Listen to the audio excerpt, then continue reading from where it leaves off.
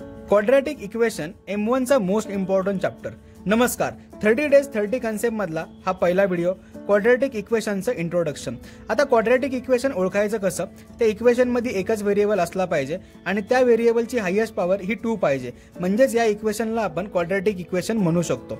आता मेन मुद्दा, standard form काय आहे तर ax² + bx + c = 0 हा क्वाड्रॅटिक इक्वेशनचा स्टँडर्ड फॉर्म आहे, ज्यामध्ये a b c हे रियल नंबर असतील आणि a ची व्हॅल्यू ही कधीच = 0 नसली पाहिजे। दोन्ही कन्सेप्ट तुम्हाला समजल्या नक्की? आता एक्झाम्पल बघू, म्हणजे अजून कन्सेप्ट क्लिअर होऊन जाईल। पहिल्या क्वेश्चन मध्ये आपल्याला क्वाड्रॅटिक इक्वेशन आहे का नाही ते ठरवायचंय। इक्वेशन दिलेलं आहे आपल्याला, पण या इक्वेशन मध्ये मल्टिप्लिकेशन होत आहे, सो मल्टिप्लाय करून घेऊ। म्हणजेच m नी m-5 ला मल्टिप्लाय केलं, +2 नी m-5 ला मल्टिप्लाय केलं, त्यानंतर सॉल्व्ह केल्यानंतर इक्वेशन भेटलं m² - 3m - 10 = 0।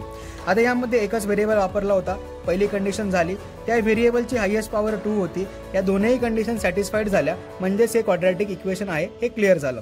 दुसरा क्वेश्चन आपल्याला स्टँडर्ड फॉर्म मध्ये लिहायचा आहे, परत मल्टिप्लिकेशनच होतं, सो मल्टिप्लाय केलं, मल्टिप्लाय केल्यानंतर राईट साइडला आपल्याला 0 पाहिजे, पण या ठिकाणी -5 होता, -5 ला आतमध्ये ट्रान्सफर केला, मग इक्वेशन झालं 6p² + 3p + 5 = 0। जनरल फॉर्म खाली लिहिला, त्यावरून a ची व्हॅल्यू 6, b ची व्हॅल्यू 3, c ची व्हॅल्यू 5, ह्या आपल्याला a b c च्या व्हॅल्यूज भेटल्या। क्लिअर झाली कन्सेप्ट? चलो, see you soon in next video, bye bye.